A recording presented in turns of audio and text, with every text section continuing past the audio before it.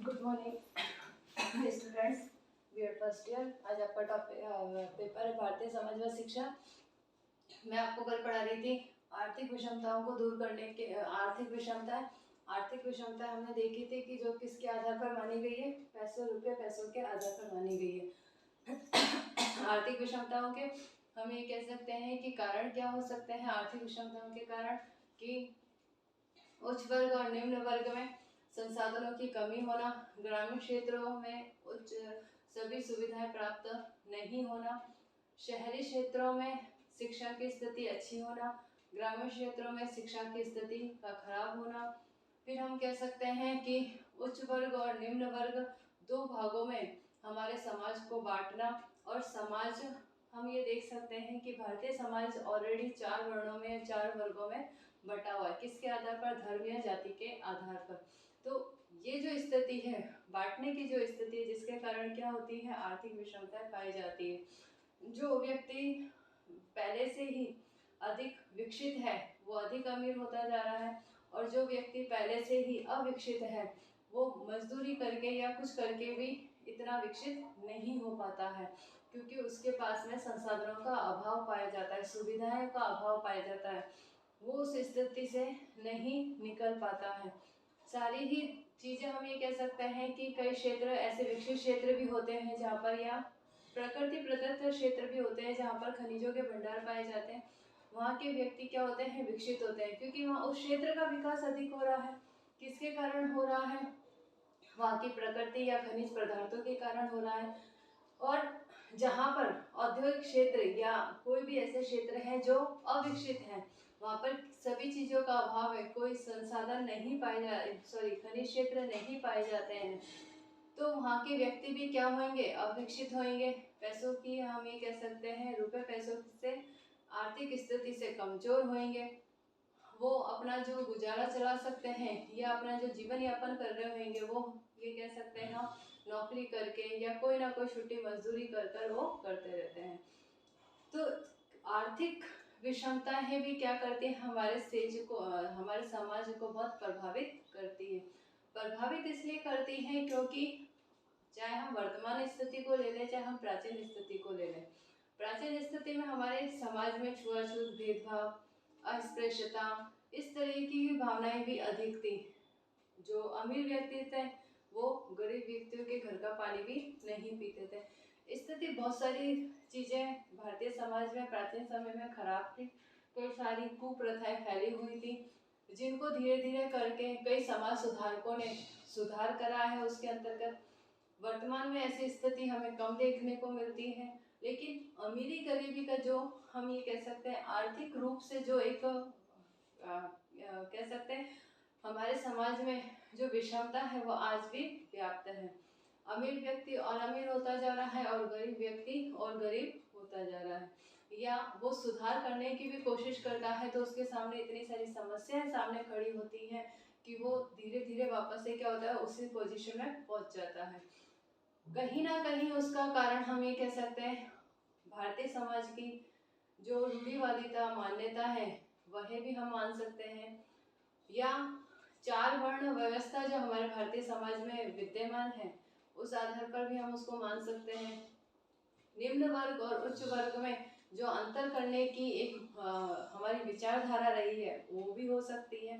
दलित वर्गों का शिक्षा प्राप्त नहीं करना, उनको एक उच्च स्थान नहीं प्राप्त करने देना, वो भी हमारे सामने एक समस्या हो सकती है। तो आर्थिक विषमताओं के भी कारण कहीं ना कहीं किससे जुड़े हुए हैं? हमारे सामाजिक परंपरागत रीति रिवाजों, रूढ़िवादिता विचारधाराओं से ही जुड़े हुए हैं, जो क्या करते हैं, हमारे समाज को आगे नहीं बढ़ने देते हैं, उसका विकास नहीं करने देते हैं। लेकिन वर्तमान में इस स्थिति में काफ़ी सुधार आया है। लेकिन और भी अगर हमें इसके लिए कदम उठाने हैं और प्रयास करने हैं तो हम उसमें और क्या क्या कमी कर सकते हैं, मतलब और क्या क्या सुधार ला सकते हैं आर्थिक विषमताओं को ध्यान रखने के। तो जो कुछ उपाय बताए गए हैं, और ज़्यादा हम आर्थिक विषमता का हम ये कह सकते हैं हमारे भारतीय समाज में आर्थिक विषमता का एक प्रमुख कारण जनसंख्या भी है।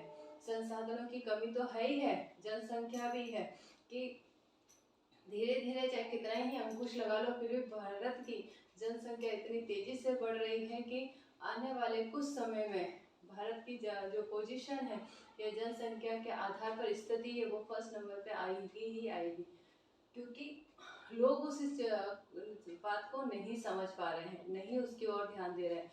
जब नहीं ध्यान दिया जाएगा तो वो स्थिति क्या करेगी, हमारे समाज में या हमारे देश में आर्थिक कमी लेकर आएगी, आर्थिक विषमता लेकर आएगी आर्थिक रूप से विषमता, क्योंकि सभी व्यक्तियों को हम ये कह सकते हैं कि एक टाइम का खाना भी नहीं हो पाएगा, क्योंकि इतनी जनसंख्या जब बढ़ जाएगी तो आर्थिक रूप से हमारे देश क्या होता जाएगा, धीरे धीरे कमजोर होता जाएगा। इसलिए उस जगह पे भी हमें ध्यान देना चाहिए। तो सबसे पहला उपाय है कि हम क्या कर सकते हैं आर्थिक विषमताओं को दूर करने के लिए, मानवीय विकास को पूर्ण प्राथमिकता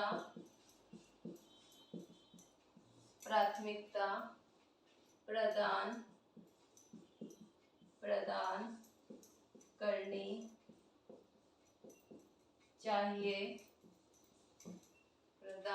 करनी चाहिए, जिससे कि आर्थिक विषमता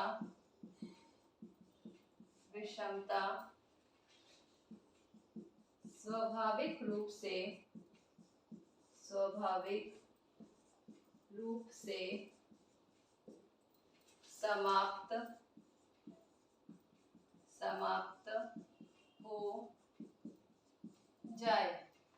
दूसरा कारण है, हम उपाय ले सकते हैं अविकसित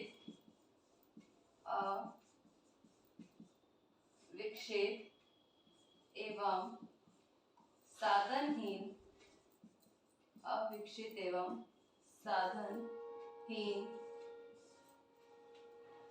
क्षेत्रों में समाज द्वारा विकास के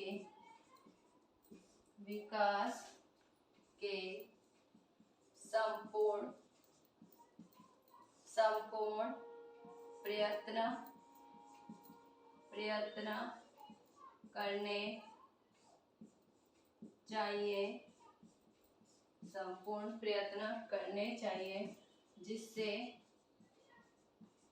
जिससे वहाँ आर्थिक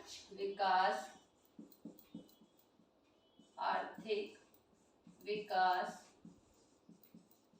हो सके। क्या कहा गया है कि मानवीय विकास को पूर्ण रूप से प्राथमिकता प्रदान करनी चाहिए, कि मानव का विकास पर विशेष जोर दिया जाना चाहिए, जिससे क्या होगा, धीरे धीरे आर्थिक विषमता स्वाभाविक रूप से ही समाप्त हो जाए। दूसरा पॉइंट है अविकसित या साधनहीन जो क्षेत्र है, हम ये कह सकते हैं ग्रामीण क्षेत्र है जो साधनहीन होते हैं, वहाँ पर सुविधाएं उपलब्ध कराई जाए। अविकसित जो क्षेत्र हैं उनको भी इस तरीके से उपयोगी बनाया जाए जिससे वहाँ पर विकास हो सके, रोजगार प्राप्त हो सके लोगों को, और वहाँ के लोग भी क्या कर सके, मजदूरी करके कार्य कर कर अपने जीवन को क्या विकसित कर सके। तो इस तरीके के प्रयत्न करने से क्या होगा, आर्थिक विकास हो सकेगा। तीसरा पॉइंट है, क्योंकि जहाँ पर अविकसित क्षेत्र होंगे वहाँ पर हम ये कह सकते हैं कि इस तरीके से कार्य करे जाए, वहाँ पर कोई ऐसी मशीनें या हम ये कह सकते हैं औद्योगिक क्षेत्र की स्थापना की जाए, या हम ये कह सकते हैं लघु कुटीर उद्योगों को खोला जाए। तो उससे क्या होएगा, उस क्षेत्र का विकास स्वयं ही धीरे धीरे हो जाएगा। जब उस क्षेत्र का विकास होएगा तो क्षेत्र का विकास कब होएगा, जब लोगों का विकास होएगा। तो वो स्थिति क्या लेकर आएगी, आर्थिक विषमता को दूर करने के काम आएगी। भूमिहीन व्यक्तियों को भूमि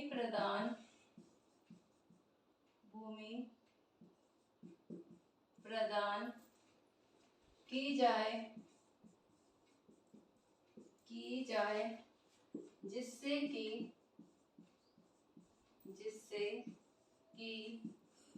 वे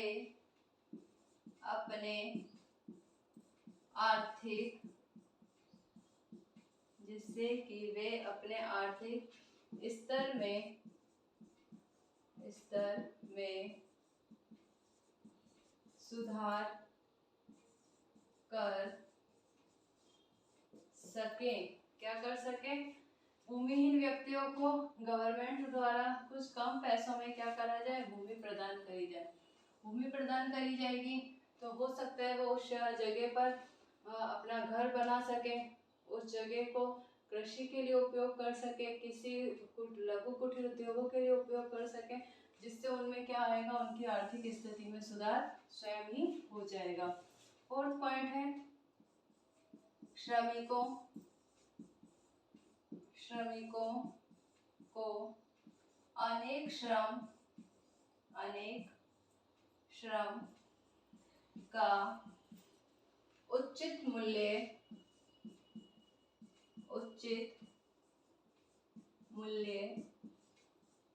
दिलाया जाए जिससे कि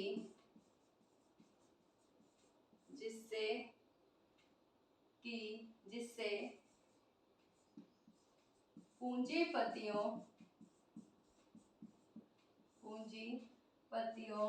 से धन निकाल कर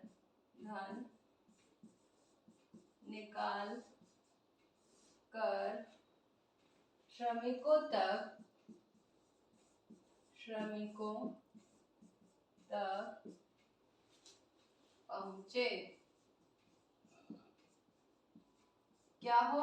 श्रमिकों को अनेक श्रम का उचित मतलब जितना अधिक से अधिक वो कार्य करेगा, कौन? श्रमिक, उतना ही उचित मूल्य उसे क्या करना चाहिए, दिलाया जाना चाहिए। अधिक से अधिक कार्य कर रहा है तो उसका वेतन भी अधिक होना चाहिए। जो हम कह सकते हैं 12 घंटे या 6 घंटे 8 घंटे की नौकरी की जगह वो 12 घंटे 13-14 घंटे नौकरी कर रहा है तो उसका वेतन भी उसी घंटों के अनुसार होना चाहिए। जब उसको ज्यादा पैसा मिलेगा, पैसा कहाँ से निकलेगा? पूंजीपतियों से निकलेगा। जब पूंजीपतियों से धन निकल कर कहाँ जाएगा? श्रमिकों तक पहुंचेगा। तो वो स्थिति क्या होगी? अपने आप ही आर्थिक विषमता को दूर करेगी। व्यक्ति अधिक कार्य कर रहा है तो उसको अधिक पैसा मिल रहा है, उस कार्य का अधिक पैसा मिल रहा है तो वो पैसा कहाँ से निकल रहा है? उस उद्योग के मालिक के पास से जा रहा है। जब उस उद्योग के मालिक के पास से पैसा जा भी रहा है, आ भी रहा है उसके पास से तो, लेकिन फिर भी क्या हो रही है? जो श्रमिक वर्ग है या मजदूर वर्ग है उसकी स्थिति में सुधार आ रहा है। फिफ्थ पॉइंट है जनसंख्या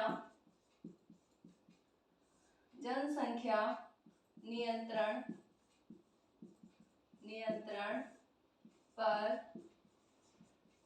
ध्यान दिया जाए जिससे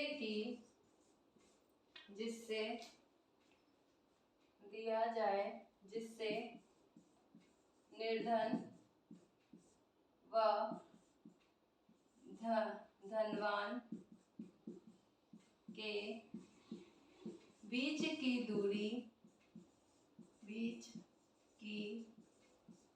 दूरी को समाप्त किया जा सके। इस चीज में कमी आएगी, इस पे नियंत्रण हो जाएगा तो आर्थिक विषमता अपने आप ही क्या हो जाएगी? दूर हो जाएगी, क्योंकि इनके बीच की जो दूरी है वो क्या हो जाएगी? कम हो जाएगी। तो ऑब्वियस बात है जब कम हो जाएगी तो आर्थिक विषमता भी समाप्त हो जाएगी। और लास्ट 6 पॉइंट है ग्रामीण क्षेत्रों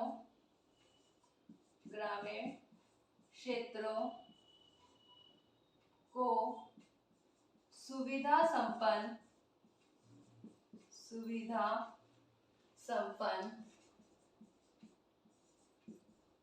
संपन्न बनाया जाए जिससे जिससे शहरीकरण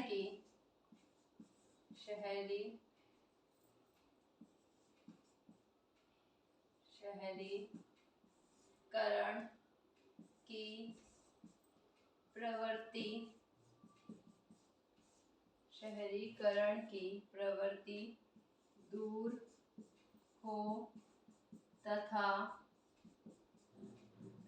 ग्रामीणों का आर्थिक स्तर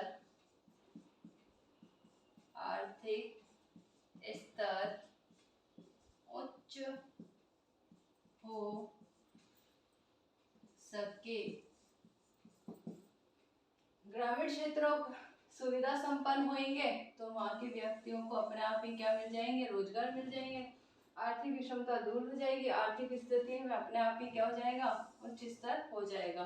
तो उसको धीरे धीरे हम ये कह सकते हैं ग्रामीण क्षेत्रों की ओर भी विशेष ध्यान दिया जाना चाहिए। तो ये थे आर्थिक विषमताओं को दूर करने के उपाय। असमानता के मुद्दे में एक टॉपिक और बस था आपका भेदभाव। हमें इन्हीं विषमताओं के आधार पर आपको सिर्फ एक वर्बली बोल के बता देती हूँ कि भेदभाव की स्थिति हमारे क्षेत्र में कहाँ तक आती है। हमने देखी सारी विषमताएं पढ़ी, बहिष्कार पढ़ा, शोषण पढ़ा, सामाजिक विषमता पढ़ी, आर्थिक विषमता पढ़ी। जब ये चारों ही विषमताएं हमारे सामने व्याप्त हैं तो उससे क्या होता है, भेदभाव की स्थिति हमारे सामने आती है। भेदभाव हम देखते हैं प्राचीन समय में ये स्थिति बहुत ज्यादा थी भारतीय समाज में कि दलित वर्ग है उनसे छुआछूत या अस्पृश्यता के कारण उनसे भेदभाव किया जाता था, उनको छूने नहीं दिया जाता था।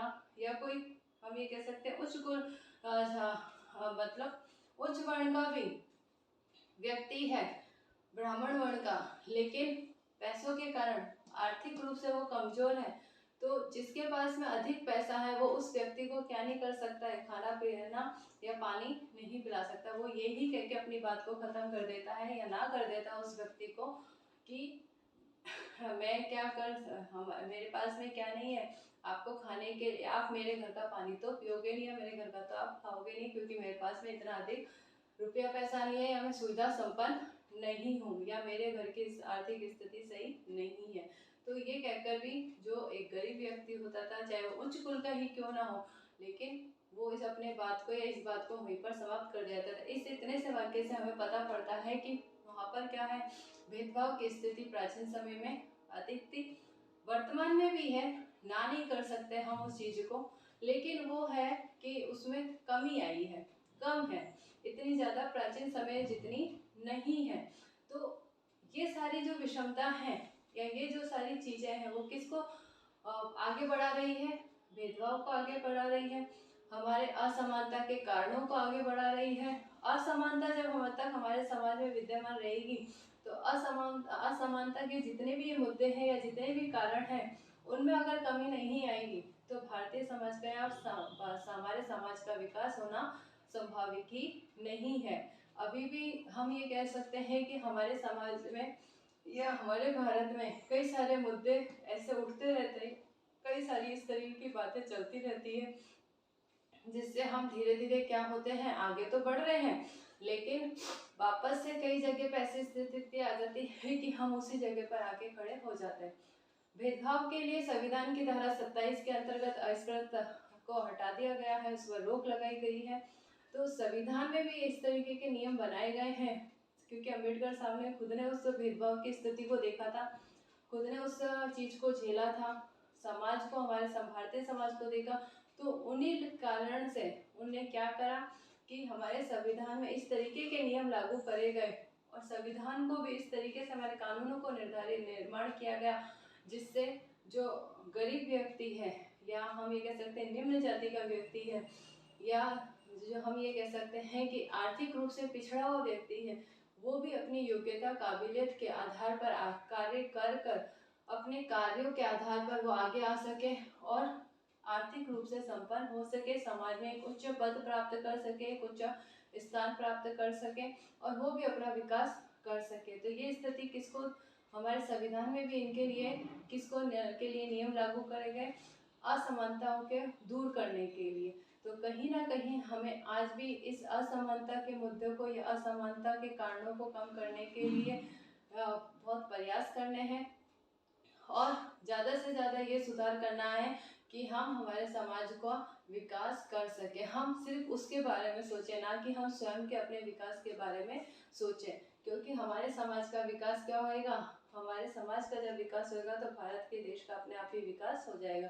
लेकिन समाज के विकास के लिए भी हम सबको मिलकर एक संगठित होकर एक समूह में मिलकर उस विचारधारा को जन्म देना होगा और उस विचारधारा पर चलना होएगा। आज आपका गृह कार्य प्रश्न है, मैं आपको इसके बाद नेक्स्ट टॉपिक लूंगी, सामाजिक असमानता के कौन कौन से कारण है, उदाहरण सहित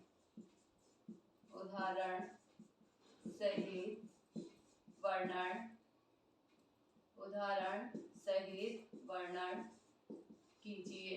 ये आपका गृह कार्य प्रश्न है। घर पे रहिए, सुरक्षित रहिए, जब भी घर से बाहर जाए मास्क लगा के जाए, सोशल डिस्टेंसिंग का पालन करें। Thank you.